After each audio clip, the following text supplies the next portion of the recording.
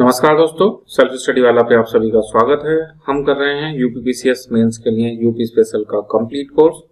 उसमें GS fifth की ये हमारी 19th क्लास है। हिंदी इंग्लिश दोनों में कर रहे हैं। इन बुक पे ये बेस्ड है। इनका लिंक आपको डिस्क्रिप्शन में मिल जाएगा, वहां से आप इसको देख सकते हैं। इसमें हमने क्या क्या देख लिया है। उत्तर प्रदेश की सामान्य जानकारी देख ली है ना। उसके बाद में उत्तर प्रदेश का प्राचीन इतिहास हम पूरा देख चुके हैं। प्राचीन इतिहास देखने के बाद में हमने प्राचीन इतिहास में देखा था 16 महाजनपद सबसे महत्वपूर्ण है ना।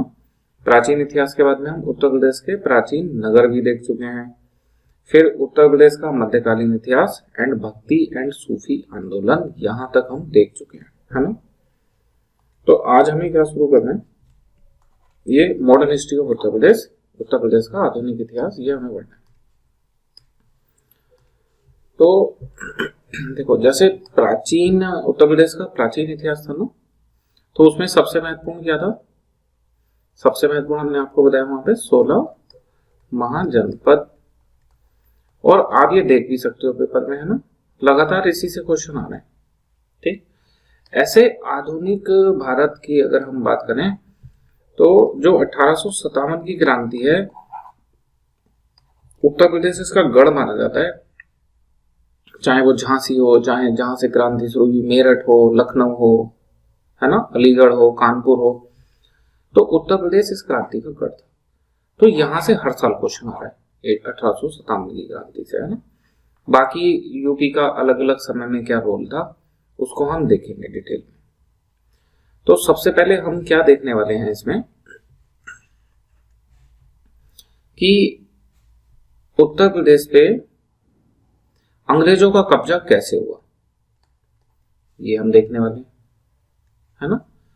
और जब इनका कब्जा हो गया तो उत्तर प्रदेश वालों ने कुछ रिवोल्ट तो करे होंगे, है ना, कुछ विद्रोह तो हुए होंगे। तो वो कौन से विद्रोह हुए? इन विद्रोह में एक विद्रोह 1857 का रिवोल्ट, वो बहुत ज्यादा हो गया उत्तर प्रदेश में, यूपी इसका गढ़ बन गया, तो उसको अलग से पढ़ेंगे।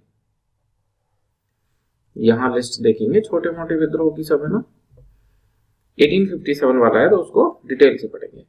और 1857 के रिवोल्ट के बाद क्या शुरू हो जाता है, वैसे तो 1885 माना जाता है, या आप यहां से भी मान सकते हो कि नेशनल मूवमेंट।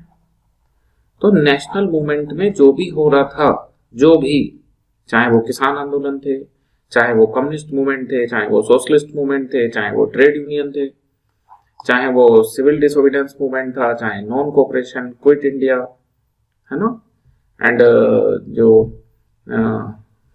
एक्सट्रीमिस्ट फेज था, मॉडरेट फेज था, डन। तो जो भी नेशनल मूवमेंट में इवेंट हो रही थी क्रोनोलॉजी के हिसाब से, उसमें उत्तर प्रदेश का क्या रोल था, ये भी हम देखेंगे। समझ रहे हो ना आप, हम क्या क्या पढ़ेंगे। सबसे पहले हम एक लिस्ट बना रहे हैं कि आधुनिक उत्तर प्रदेश में हमें पढ़ना क्या है। तो अंग्रेजों का कब्जा कैसे हुआ, हमने विद्रोह करे, उसमें 1857 का विद्रोह बड़ा हो गया। फिर हम सबने मिलके देश की आजादी के लिए प्रयास करे। तो जो देश की आजादी के लिए प्रयास हो रहे थे उसमें उत्तर प्रदेश की क्या भूमिका थी। नेशनल मूवमेंट को 3 फेज में डिवाइड करते हैं ना 1885 से। पहले मॉडरेट फेज थी, फिर एक्सट्रीमिस्ट फेज थी, फिर गांधीयन फेज थी।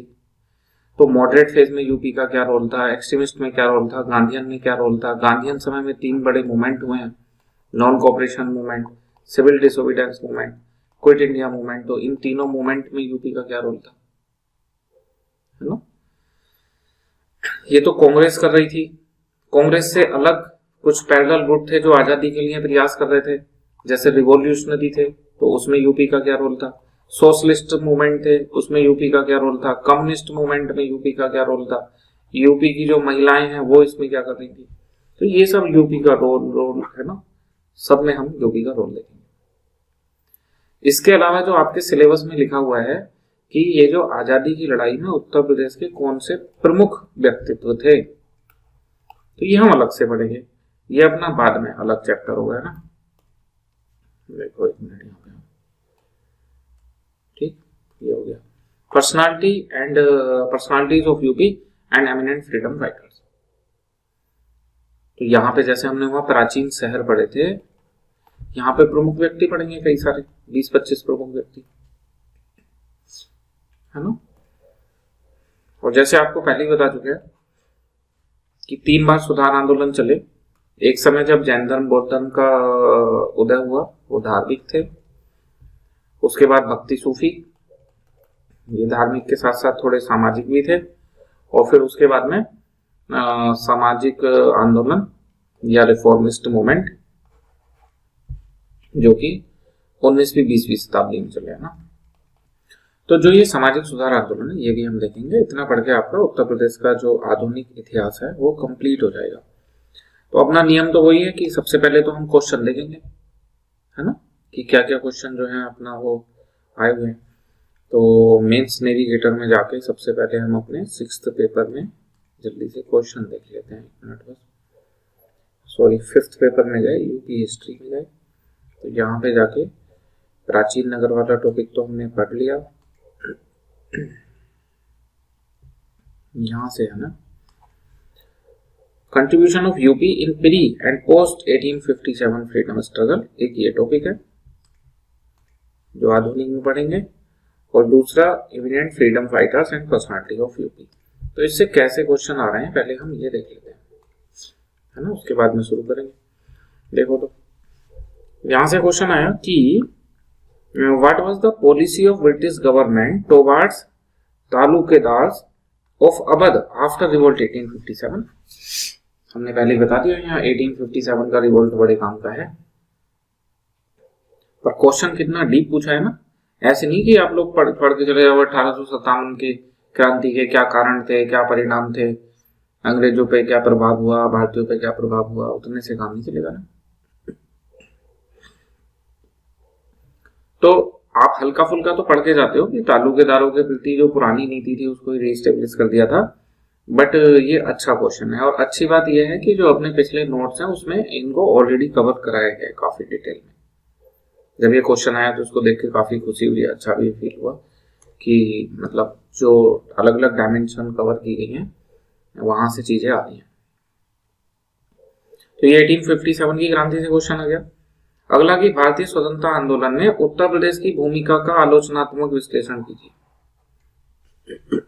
अब इसमें तो बहुत कुछ लिखा जा सकता है। हमने अभी बताया ना स्वतंत्रता आंदोलन, तो आप 1885 से पकड़ लो और 1947 तक जाओ ना। तो इसमें एक तो वही कांग्रेस वाले तीनों चरण आ जाएंगे, तो आप अलग अलग चरण में लिख दो उत्तर प्रदेश में क्या क्या हुआ था, है ना, मॉडरेट में, एक्सट्रीमिस्ट में एंड गांधीयन फेज में। इसके अलावा आप लिख दो और समानांतर क्या चल रहा था। तो रिवॉल्यूशनरी उत्तर प्रदेश में क्या कर रहे थे, कम्युनिस्ट क्या कर रहे थे, सोशलिस्ट क्या कर रहे थे, फार्मर एंड ट्रेड यूनियन है, तो सबके बारे में 2-2 लाइन भी लिख दोगे तब भी इसका आंसर कंप्लीट हो जाएगा। हम ये सब आपको डिटेल से पढ़ाने वाले हैं कि फार्मर पे पूरा सेपरेट क्वेश्चन आ जाए, कम्युनिस्ट पे आ जाए, रिवॉल्यूशनरी पे आ जाए, सिविल डिसोबीडियंस मूवमेंट में आ जाए, है ना, नॉन कोऑपरेशन आ जाए, मॉडरेट फेज आ जाए, तो आप इनको अलग अलग भी लिख सकते हो। तो क्या उसको पढ़ने के बाद आप सब पे 2-2 लाइनें लिख के इसको पूरा नहीं कर लोगे, है ना। तो ये तो आसानी से कवर हो जाता, कोई इशू नहीं। लेकिन यहां से हमने देख लिया कि यूपी का रोल पूछा जा रहा है और 1857 की क्रांति। उससे पहले असहयोग आंदोलन में उत्तर प्रदेश की भूमिका। अब इनसे ये पूछो कि वो पूरी घटनाक्रम है भारत का राष्ट्रीय आंदोलन 1885 से लेके 1947 तक, उसमें मतलब मेजर भी अगर हम काउंट करें तो 10-15 तो घटनाक्रम है। तो एक बार तो आपने क्वेश्चन में सब पूछ लिए एक साथ सभी कि भाई यूपी की भूमिका बताओ, तो हम तो यूपी की राष्ट्रीय आंदोलन में भूमिका इन सब में बताएंगे किसमें यूपी ने क्या क्या योगदान रहा।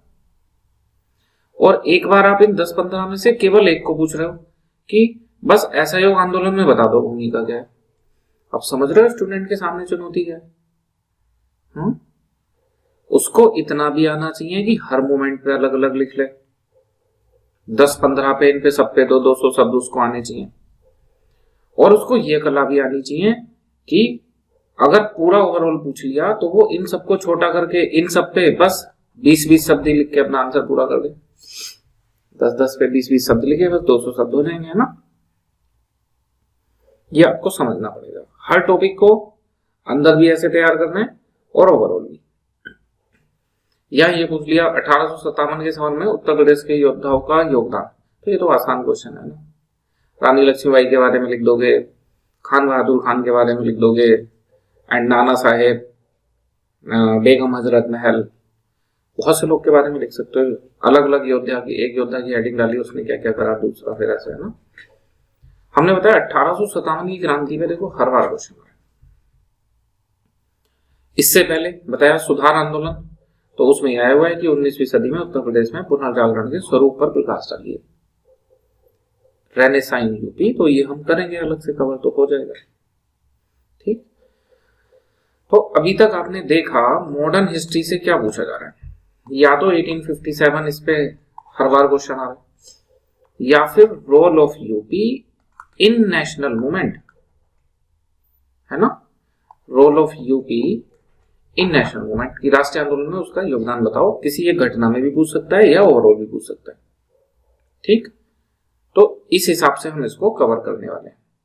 इसका मतलब जो हम शुरू में चीजें पढ़ेंगे कि ब्रिटिश विस्तार उत्तर प्रदेश में कैसे हुआ और क्या क्षेत्रीय आंदोलन हुए, उन पे अभी तक क्वेश्चन नहीं आया है, बट हमें सेफ साइड कवर करने होंगे। जैसे पिछली बार तक तो तालुकेदार पे भी क्वेश्चन नहीं आया था, लेकिन हमने कवर करा और वो आ गया, तो बड़ी खुशी होती है इसके बाद में, है ना।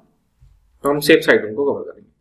आगे और समझते हैं व्यक्तित्व पे क्या क्वेश्चन आ रहे हैं। प्रमुख व्यक्तित्व कह रहे हैं किसान नेता के रूप में बाबा रामचंद्र की उपलब्धियों का विश्लेषण कीजिए।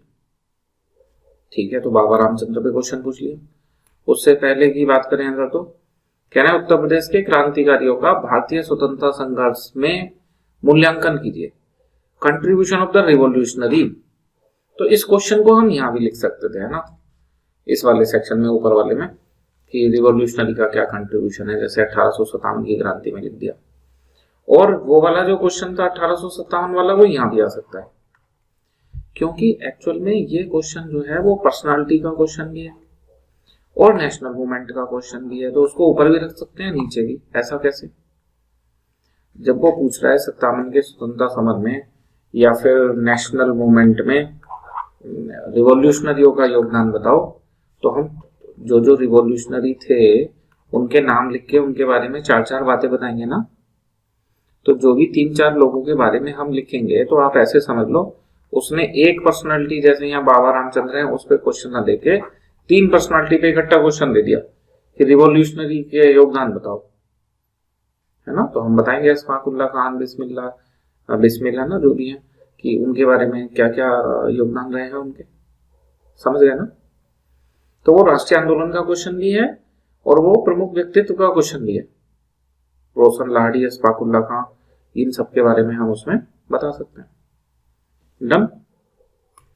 तो ये हमने अपना पूरा सिलेबस समझ लिया उत्तर प्रदेश का, कि क्या क्या चीजें आ रही है। बहुत समझी में बताते हैं एक बार फिर से, है ना। 1857 का रिवोल्ट काफी काम का है। इसके बाद में नेशनल मूवमेंट में क्या पूछ रहा है, यूपी का रोल कैसे, चाहे तो ओवरऑल बता दो, या वो कोई पर्टिकुलर इवेंट देके पूछ लेगा कि क्विट इंडिया मूवमेंट में बताओ, सिविल डिसोबीडियंस में बताओ, एंड नॉन कोऑपरेशन मूवमेंट में बताओ, स्वदेशी मूवमेंट में बताओ, मॉडरेट फेज, एक्सट्रीमिस्ट फेज, कुछ भी पूछ सकते हैं। रिवॉल्यूशनरी में बताओ, कम्युनिस्ट में बताओ, है ना। ऐसे भी आ सकता है क्वेश्चन, तो उत्तर प्रदेश की महिलाओं का क्या योगदान था, कैसे पता चल रहा है, क्योंकि यूपीएससी ने ये सब पूछा हुआ है। तो पीसीएस भी इस तरह के क्वेश्चन पूछ सकता है। हमने पहले ही बता दिया, इस बुक को लिखे जाने के पीछे जो सोर्स हैं वो यूपीएससी के क्वेश्चंस, उसका सिलेबस, पीसीएस के क्वेश्चंस, इन सबको ध्यान में रख के इसको बनाया जा रहा है ना। तो ये हमने देखा। इसके बाद में जो पर्सनालिटी वाले क्वेश्चन है, उनमें किसी एक फार्मर के बारे में पूछ ले रहा है, या फिर 1857 की क्रांति के योद्धाओं के बारे में लिखो, या फिर कि रिवॉल्यूशनरी के योगदान बताओ, है ना। तो पर्सनालिटी में इस तरह के क्वेश्चन आ रहे हैं। पर्सनालिटी वाला टॉपिक हम अलग से कवर करेंगे। तो उम्मीद है आपको समझ में आ गया होगा उत्तर प्रदेश के आधुनिक इतिहास में हमें क्या पढ़ना है। ठीक, तो अब हम उत्तर प्रदेश का आधुनिक इतिहास पढ़ना शुरू करते हैं। अपने पहले टॉपिक पे चलते हैं कि अंग्रेजों का उत्तर प्रदेश में ब्रिटिश सत्ता की विजय, फिर उसका विस्तार और उसका सुदृढ़ीकरण कैसे हुआ। तो आपने इस क्वेश्चन, अगर ये क्वेश्चन आया तो आपने बस घटनाक्रम बता देने और तरीके बता देने कि अंग्रेजों ने ये घटनाएं हुई, कि बक्सर का युद्ध हुआ, है ना, फिर हड़प नीति, जो भी घटनाएं हुई हैं, और वो तरीके क्या थे, उनके मेथड्स क्या थे, वो बताते कि इस तरह से अंग्रेजों ने उत्तर प्रदेश में अपनी सत्ता कायम की, विस्तार किया है। तो पहले तो ये बताओ कि अगर ये क्वेश्चन आया तो इसका एक छोटा सा इंट्रो, एक छोटा सा कंक्लूजन। तो इंट्रोडक्शन में क्या एक दिन में हो गया था? कोई ऐसी डेट थी कि जिस दिन भारतीय हार गए और अंग्रेजों ने कब्जा कर लिया, या धीरे धीरे हुआ? ऑब्वियसली धीरे धीरे हुआ, है ना। तो हम क्या लिखेंगे कि it is a gradual process. और कब हुआ ये gradual process? Between 18th and 19th century, है ना। 1700 के बीच में, जो 1764 बैटल ऑफ बक्सर हो गई उसके बाद से, ठीक है ना। ये आपका इंट्रोडक्शन में काम आ जाएगा कि ब्रिटिश कब्जा जो है उत्तर प्रदेश में वो कोई सडन इंसिडेंट नहीं था, बल्कि एक ग्रेजुअल प्रोसेस था जिसने 18 से 19वीं सेंचुरी के बीच में ये हुआ, है ना, take place between 18 to 19th century. अब वो सारे घटनाक्रम आप दिखाओगे कि ग्रेजुअल प्रोसेस था, तो बताओ क्या क्या हुआ। तो अब हम लाइन से बताएंगे। सबसे पहले कि मुगल अथॉरिटी धीरे धीरे डिक्लाइन कर गई अर्ली 18th सेंचुरी में, 1707 में औरंगजेब की डेथ के बाद से, और उत्तर प्रदेश में एक सेमी इंडिपेंडेंट स्टेट अवध, ऐसे भी लिख सकते हैं, ऐसे भी लिख सकते हैं, ना, इसकी स्थापना हुई। तो अवध के अंतर्गत ये इलाहाबाद, वाराणसी, ये सब आता था। सिचुएशन क्या थी, हम ऐसे बता देना है कि एक पूरा अवध के नवाब थे और उनके अंडर में छोटे छोटे फ्यूडल लॉर्ड्स होते थे, कि बनारस में कोई और है, इलाहाबाद में कोई और है, ऐसे, है ना। तो 17वीं शताब्दी के शुरू में क्या हुआ, मुगल सत्ता कमजोर हुई और अवध पे इनका कब्जा हुआ, मतलब अवध में जो नवाब ऑफ अवध है ये स्थापित हुई। फिर क्या हुआ, बैटल ऑफ बक्सर में ये अवध के नवाब हार गए, ठीक। तो दूसरा पॉइंट क्या आया, battle of Buxar. This is the gateway to British dominance in UP and India also. India की हिस्ट्री हम अभी पढ़ नहीं रहे, तो उस पर डिस्कस नहीं कर रहे, इसलिए हम यहाँ पे खाली यूपी लिखते हैं। तो ईस्ट इंडिया कंपनी ने यहाँ पे इनको हरा दिया। किस किस को हरा दिया? जो नवाब ऑफ अवध थे सुजाउद्दौला, जो नवाब ऑफ बंगाल थे मीर कासिम, और जो मुगल सल्तनत के बादशाह थे मुगल एम्परर शाह आलम II, इन तीनों की जो ज्वाइंट आर्मी है उसको हरा दिया। हराने के बाद में इनसे इलाहाबाद की संधि की गई और उसके माध्यम से उत्तर प्रदेश पे अपना प्रभुत्व जमाना शुरू किया, ठीक। तो हम चरणबद्ध बता रहे हैं कि पहले भाई मुगल कमजोर हुए, इसका फायदा उठा के अवध के नवाब जो है उन्होंने सत्ता काबिज की, ये बैकग्राउंड हो गया। फिर कब्जा कैसे शुरू हुआ कि 1764 में बैटल ऑफ बक्सर में वो अवध के नवाब हार गए, और हारने के बाद में उत्तर प्रदेश में अंग्रेजों का प्रभाव बढ़ने लगा। कैसे बढ़ने लगा, तो वो हम कैसे बताएंगे, ट्रीटी ऑफ इलाहाबाद के माध्यम से, ना। बहुत सी ट्रीटी और छोटे छोटे क्षेत्र हड़प के इन्होंने उत्तर प्रदेश पे कब्जा करा। तो पहली ट्रीटी आती है ट्रीटी ऑफ इलाहाबाद, इसमें उत्तर प्रदेश पे क्या कब्जा हुआ ओवरऑल सारा देख लेना। जो मुगल बादशाह थे शाह आलम II, है ना। अब ये यूपी की बात तो नहीं चल रही, दिल्ली के मुगल बादशाह अंग्रेजों को कुछ दे रहे हैं, क्या दे रहे हैं, दीवानी राइट दे रहे हैं, Bengal, Bihar, Orissa and part of eastern UP. उसमें अभी के ईस्टर्न यूपी के कुछ पार्ट आते थे, तो यूपी की बात तो हो गई फिर। दूसरा, इसके बदले में इन शाह आलम II को क्या मिला, जो अवध के नवाब के पास में था इलाहाबाद एंड कारा, है ना। इलाहाबाद की जगह अभी देख लेना आपने कारा भी लिखते हैं, कभी कभी उसको काड़ा भी लिखा होता है, ये वाली जगह, ये दोनों इनसे लेके इलाहाबाद एंड कोरा, है ना। हिंदी में कहेंगे इसको आप कड़ा जिला भी पढ़ते हैं। ये मुगल एम्परर को दे दिए और बाद में इन पे ब्रिटिशर्स ने कब्जा कर लिया। तो मुगल एम्परर ने अंग्रेजों को बंगाल, बिहार, उड़ीसा और पूर्वी कुछ क्षेत्रों की दीवानी दी।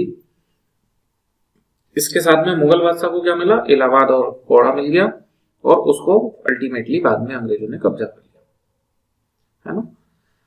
उत्तर प्रदेश पे सीधा कब्जा अंग्रेजों ने नहीं करा, उन्होंने फिर से अवध के नवाब को ही रिस्टोर कर दिया, बट उनके साथ में सब्सिडियरी एलाई उनको बना लिया गया। एक तरह की सहायक संधि कर ली गई। इसमें राजा सुरक्षा का वचन देता था कि मैं तुम्हारी सुरक्षा करूंगा और तुम मुझे पैसा देना, मैं उससे सेना रखूंगा तुम्हारे यहाँ, है ना। तो राजा आंतरिक मामलों में तो सुरक्षित हो जाता था, लेकिन उसकी संप्रभुता खत्म हो जाती थी, क्योंकि उसके जो विदेशी संबंध हैं वो सब अंग्रेज देखने लगते थे। तो ट्रीटी ऑफ इलाहाबाद ने, बैटल ऑफ बक्सर के बाद ट्रीटी ऑफ इलाहाबाद ने कैसे उत्तर प्रदेश पे स्थापत्य स्थापित करना शुरू करा, समझ में आया कि पूर्वी उत्तर प्रदेश में कुछ जगह दीवानी मिल गई, इलाहाबाद कड़ा जो है मुगल को देके अवध के नवाब को थोड़ा कमजोर करा गया। फिर इसके बाद में इन्होंने क्या करा, जैसे अवध के जो नवाब हैं उनसे धीरे धीरे करके कुछ कुछ क्षेत्र ले लिया, कभी पैसा ले लिया, कभी वहां पे अपनी सेना बढ़ा दी, कभी ब्रिटिश रेजिडेंट भेज दिया, आंतरिक मामलों में हस्तक्षेप करने लगे और धीरे धीरे करके 1857 में कब्जा ही कर लिया, 56 में, है ना, अवध का विलय। तो वो सब क्रोनोलॉजी हमें पढ़नी है। ट्रीटी ऑफ फैजाबाद होती है इसके बाद में, ये भी सुजाउद्दौला से हुई है। इससे इन्होंने बोल दिया कि जो ब्रिटिश ट्रूप है वो परमानेंटली अवध में रहेगी, है ना, मराठों से युद्ध का इस समय था, और अवध को बफर जोन बना दिया मराठा इन्फ्लुएंस को कम करने के लिए, तो ब्रिटिश और मराठाओं के बीच में, ठीक। तो और यहां से ये इनके इंटरनल अफेयर्स में इन्होंने धीरे धीरे इंटरफेरेंस करना स्टार्ट कर दिया। तो उत्तर प्रदेश पे थोड़ा सा कब्जा इनका प्रत्यक्ष रूप से और बढ़ गया, है ना। तो ये जो ट्रीटी ऑफ फैजाबाद है, जिससे परमानेंट ट्रूप रखी है अवध में, बफर जोन बनाया है, ये किसको दर्शा रहा है, mark the beginning of the British military and political dominance. Done. Military dominance चूंकि परमानेंट रख रहे हैं, बफर जोन बना के अपना खुद का साम्राज्य चला रहे हैं बंगाल, बिहार, उड़ीसा में, तो वो उनके पॉलिटिकल डोमिनेंस को शो करते हैं। तो पहले बैटल ऑफ बक्सर हो गई, फिर ट्रीटी ऑफ इलाहाबाद हो गई, फिर ट्रीटी ऑफ फैजाबाद हो गई। इसमें क्या क्या हो रहा है समझ में आ रहा है ना। फिर आई ट्रीटी ऑफ बनारस। अब जो सुजाउद्दौला है वो तो हट गया ना, उनकी जगह उनके बेटा आसफउद्दौला, तो इनके बेटों में झगड़ा था कौन नवाब बनेगा। अंग्रेज जिसका पक्ष लेंगे वो नवाब बन जाएगा, तो उसे अंग्रेजों को कुछ देना पड़ेगा, है ना। तो ट्रीटी ऑफ बनारस से इनके नवाब बनने के बाद इनसे ज्यादा पैसा, ज्यादा कंसेशंस ली गई इनके राज्य में, है ना।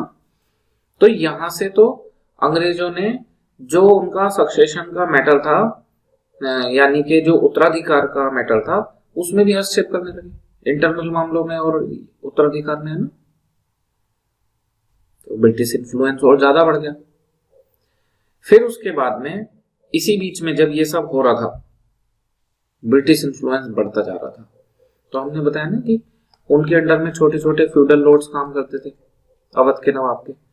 तो एक फ्यूडल लॉर्ड थे बनारस के फ्यूडल लॉर्ड राजा चैत सिंह, इन्होंने विद्रोह कर दिया। अंग्रेजों ने इनको हराया और धीरे धीरे करके बनारस को कब्जा कर लिया, है ना।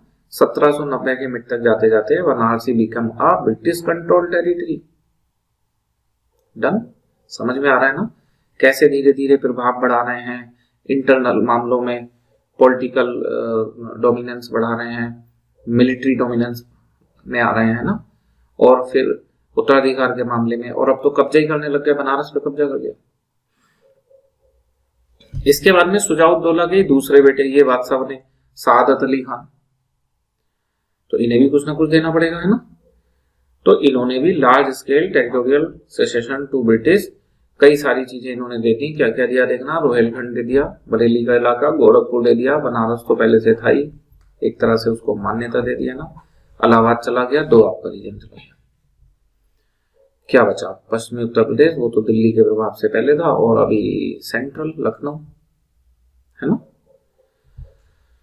तो नवाब ने रक्षा के बदले में ये सारी चीजें अंग्रेजों को दे दी, ठीक।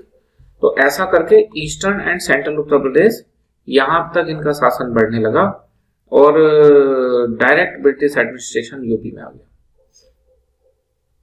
डन। बंगाल में तो पहले आ गया था, 1764 में बक्सर हुआ, फिर 1773 से वो डायरेक्टली करने लगे, है ना। यूपी में ऐसे आ रहा है धीरे धीरे। फिर इन्होंने 1856 में तो लॉर्ड डलहौजी ने जनरल आउटरम की रिपोर्ट पे, ये प्री में भी आ जाता है ना, मिस गवर्नेंस या लॉलेसनेस का आरोप लगा के और इसे हड़प लिया। डॉक्ट्राइन ऑफ लैप्स के तहत नहीं था ये, है ना, लेकिन उसके जैसा ही था। उसमें तो बच्चा ना होने पे हड़पते थे, है ना, तो सिमिलर कुछ उसकी तरह था। डन। वहां के जो अंतिम नवाब थे वाजिद अली शाह, उन्हें डिपोस्ट कर दिया गया, कलकत्ता के लिए एक्साइल कर दिया गया, इसको एनेक्स कर लिया गया और ब्रिटिश शासन में मर्ज कर दिया गया। हेडक्वार्टर इसका लखनऊ ही रहने दिया गया।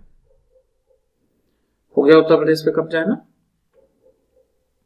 इसके जो पश्चिमी प्रदेश थे उन पे भी अलग अलग कब्जा चल रहा था दिल्ली के साथ साथ, है ना। तो यहां से जो ब्रिटिश तालुकेदार थे यानी कि जो फ्यूडल लॉर्ड्स थे, ये सब इनमें गुस्सा भी था कि उनके राजा के साथ में बड़ा गलत करा, है ना। क्रेडल ऑफ ब्रिटिश गवर्नमेंट बोलते हैं इसको, ढाई माह जो क्या है ना कि इन्होंने 2.5 माह की भूमिका निभाई ब्रिटिश शासन में, और उसकी सजा उनको ये मिली। ये तो वफादार थे, फिर भी इनको पनिश किया गया ना। तो ये सब लोग गुस्से में थे, इसीलिए 1857 की क्रांति उत्तर प्रदेश में बहुत बढ़ चढ़ के हुई और उसको केंद्र माना जाता है 1857 की क्रांति का उत्तर प्रदेश को, है ना, एपी सेंटर था। अब इसके साथ साथ जैसे अंग्रेज कब्जा कर रहे होंगे तो कुछ एडमिनिस्ट्रेटिव सेंटर बना रहे होंगे ना, कहीं राजधानी बनाएंगे, कहीं जिले बनाएंगे, तो वो कैसे हुए हैं इनको भी समझ लो जरा। ये भी इस बात को दर्शाता है कि कैसे उत्तर प्रदेश में शासन स्थापित हुआ और सुदृढ़ीकृत हुआ। कंसोलिडेशन तो इन्हीं सब चीजों से होगा। तो देखना, Allahabad become a important British centre, ये तो ब्रिटिश उसके बाद से ही हो गया, बैटल ऑफ बक्सर के बाद से। बाद में तो इसे पूरी तरह एनेक्स ही कर लिया था, है ना। 1795 में बनारस भी हो गया, वहां ब्रिटिश रेजिडेंट आ गया, ब्रिटिश रेजिडेंट, है ना। फिर उन्होंने एंग्लो मराठा वार के बाद में आगरा मेरठ बताया, जो पश्चिम वाले इलाके हैं उन पे भी कब्जा करना शुरू कर दिया। फिर इन्होंने क्या करा, ये आगरा और ये सब मिला के, ये बनारस वाले तो नहीं मिलाएंगे, नॉर्थ वेस्टर्न प्रोविंस बना दिया 1834 में। नॉर्थ वेस्टर्न प्रोविंस, कैपिटल कहां पे रही उसकी, आगरा में। बाद में कैपिटल कहां ले गए, इलाहाबाद। ठीक। फिर क्या हुआ, ये जो नॉर्थ वेस्टर्न प्रोविंस बना है, 1856 में इन्होंने लखनऊ पे भी कब्जा कर दिया। तो बाद में 1902 में अवध या लखनऊ वाला जो इलाका है वो भी इसमें मिला दिया, नॉर्थ वेस्टर्न प्रोविंस में, और दोनों को मिला के क्या बना दिया, United province of Agra and Awadh. Capital क्या रही उसकी, इलाहाबाद। इससे आगे की कहानी पहली क्लास में पढ़ी है कि इलाहाबाद के बाद में फिर कैपिटल लखनऊ लाई गई, है ना, गवर्नमेंट ऑफ इंडिया एक्ट के तहत। तो ये हमने देखा कि एडमिनिस्ट्रेटिव सेंटर कैसे कैसे बनेगी, पहले इलाहाबाद, फिर बनारस, फिर आगरा को कैपिटल बना के नॉर्थ वेस्टर्न प्रोविंस, फिर उसमें लखनऊ का क्षेत्र मिला के United province of Agra and Awadh. नाम नहीं आ रहा है, United province of Agra and Awadh. Done. तो आपने देख लिया उत्तर प्रदेश पे अंग्रेजों ने कैसे धीरे धीरे करके कब्जा किया। टूल्स पता चले आपको, युद्ध और ट्रीटी, वार एंड ट्रीटी को यूज करा जा रहा है। बनारस की ट्रीटी, है ना, फैजाबाद की ट्रीटी, इलाहाबाद की ट्रीटी, ये सब टूल्स हैं उत्तर प्रदेश पे कब्जा करने के। और बक्सर का युद्ध, तो युद्ध और संधियों के माध्यम से उत्तर प्रदेश पे अपना प्रभाव बढ़ाया गया और धीरे धीरे करके उस पर कब्जा किया गया। आसान है, कोई बड़ी बात नहीं है ना। अब ये आंसर में नहीं आएगा, आप इसको पढ़ सकते हो कि उन्होंने यहाँ पे कुछ एडमिनिस्ट्रेटिव रिफॉर्म करे अंग्रेजों ने, जैसे परमानेंट सिस्टम बनारस वाले रीजन में, मालवाड़ी सिस्टम वेस्टर्न यूपी में, ये इंट्रोड्यूस करा। जब वही कंसोलिडेशन कर रहे थे तो कंसोलिडेशन में ये सारी चीजें भी आती हैं, अपने रूल्स अपने लॉ लागू कर देना, है ना, रिवेन्यू सिस्टम अपना लागू कर देना, है ना। तो ये नए रिवेन्यू सिस्टम भी ब्रिटिश रूल के कंसोलिडेशन के तरीके हैं। ठीक। इंग्लिश एजुकेशन इंट्रोड्यूस कर देना, अपनी नई तरह की जुडिशरी ले आना, नया पुलिस सिस्टम ले आना, इन सब से ये हमारे ऊपर अपना जो कब्जा है उसको मजबूत कर रहे हैं और स्ट्रेंथन कर रहे हैं। खेती बाड़ी में जिससे ज्यादा टैक्स ले पाए, ज्यादा जगह खेती हो पाए, तो उसके लिए कैनाल सिस्टम ये बिल्ड करा है इन्होंने, इरिगेशन वर्क। डन। और शुरू में तो इन्होंने जो तालुकेदार थे, जो लैंडलॉर्ड थे या फ्यूडल लॉर्ड्स, उन्हें पनिश करते थे जो इंडियन होते थे। लेकिन 1857 की क्रांति के बाद में ये उनकी मदद करते थे, और अगर वो किसी का शोषण कर रहे हैं तो ये उनको बचाते थे। लैंडलॉर्ड शोषण कर रहे हैं आम जनता का, आम जनता उसको मारना चाह रही है, तो उस लैंडलॉर्ड को बचाने अंग्रेज आ जा रहे हैं, है ना। तो चूंकि वो इनके लॉयल थे और खराब समय में इनके काम आते थे, तो इस वजह से इन्होंने अपनी पॉलिसी बदल दी थी। यही क्वेश्चन आया था 2024 में कि तालुकेदार के प्रति क्या पॉलिसी बदली आफ्टर 1857। तो हम पढ़ेंगे इसको कि 1857 से पहले क्या पॉलिसी थी और बाद में क्या कर दी, है ना।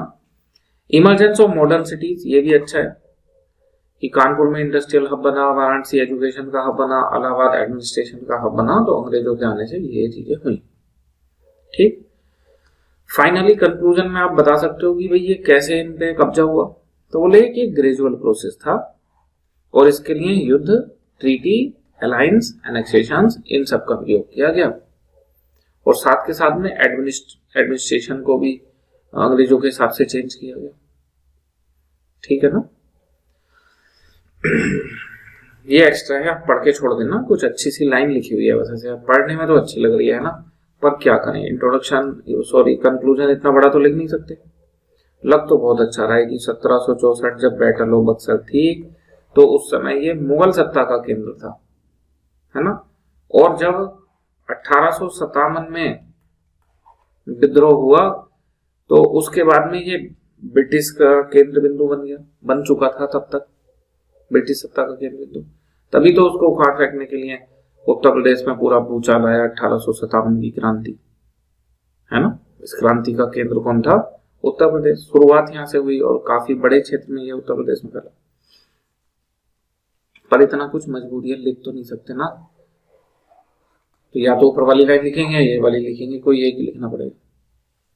डन, जो भी आप चाहो वो लिख सकते हो। जैसे ग्रेजुअल प्रोसेस आपने मान लो इंट्रोडक्शन में लिख दिया, तो कंक्लूजन में आप ये वाला लिख देना।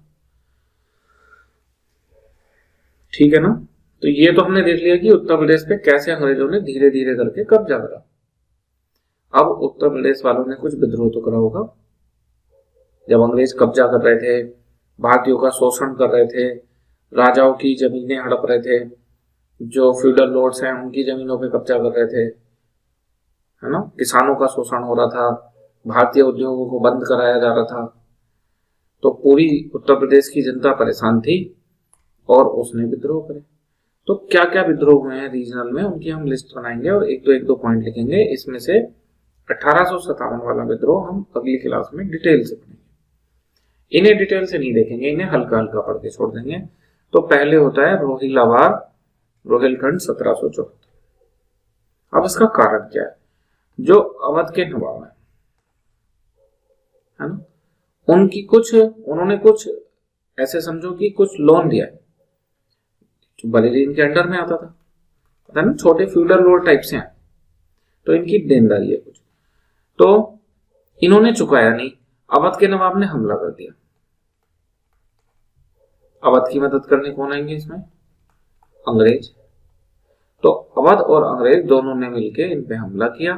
तो अल्टीमेटली तो ऐसा है कि हम तो इसको ऐसे बोलेंगे कि जो बरेली के अफगान हैं, रोहिलखंड के अफगान, वो अंग्रेजों से लड़ रहे हैं। अवध तो उन्हें हरा ही नहीं सकता था उस समय ना। और ये बरेली से लड़ कौन रहे थे, हाफिज रहमत खान, इनके शायद पोते ने बाद में खान अब्दुल गफ्फार खान शायद में भी है ना, चेक कर लेना एक बार। तो उन्होंने फिर 1857 की क्रांति में विद्रोह कर दिया, क्योंकि अंग्रेजों ने उनके दादा को हरवाया था। डन, जब क्रांति पढ़ेंगे तब ये आएगा, तो हम खुद ही चेक कर लेंगे वहां पे। ठीक, तो ये हमने इसका कारण जान लिया। अब इसका इंपैक्ट क्या हो रहा है, ये इवेंट क्या है देखना। Marked early British military intervention इन रीजनल पॉलिटिक्स। ये इसलिए जाना जा रहा है कि उत्तर प्रदेश की रीजनल पॉलिटिक्स में अंग्रेज मिलिट्री को यूज कर रहे थे यहां से, है ना। तो ये तो बड़ी बात है। फिर वो धीरे धीरे करके दूसरी सब जगह मिलिट्री यूज करेंगे, उनके मिलिट्री डोमिनेंस को शो कर रहे हैं। तो ये पहला विद्रोह हमने देख लिया। दूसरा भी हमने देखा ही था, चैत सिंह, जो बनारस के फ्यूडल लॉर्ड्स हैं ना, चैत सिंह, वारेन हेस्टिंग इनसे क्या कर रहा था कि ज्यादा फाइनेंशियल एंड मिलिट्री सपोर्ट चाहता था, इन्होंने दिया नहीं। ऊपर से जो अवध के नवाबों के साथ किया जा रहा था उससे भी असंतुष्ट थे, तो इन्होंने विद्रोह कर दिया। अंग्रेज के जो अधिकारी हैं उन्हें मार दिया, कुछ को बंदी बना लिया। पर अंग्रेज तो पूरे भारत में अलग अलग थे ना, फिर दूसरी बटालियन भेज देते थे। भारतीय मिले जुले नहीं थे कि कोई भारतीय राजा की मदद करने के लिए भी आसपास से कोई बटालियन आ जाए, कोई दूसरा राजा आ जाए, है ना। ये लड़ते आए हैं प्राचीन काल से ही और आज भी लड़ ही रहे हैं भारतीय आपस में, है ना। और लड़ने का हमेशा खामियाजा इन्होंने खुद ने भुगता है, मतलब हम भी उसमें आ रहे हैं। तो भारतीय हमेशा से लड़े हैं और उस लड़ाई का केवल और केवल जो नुकसान उठाया है वो खुद भारतीय ने उठाया है। जब तक ये लड़ते रहेंगे तब तक ऐसे नुकसान होता रहेगा।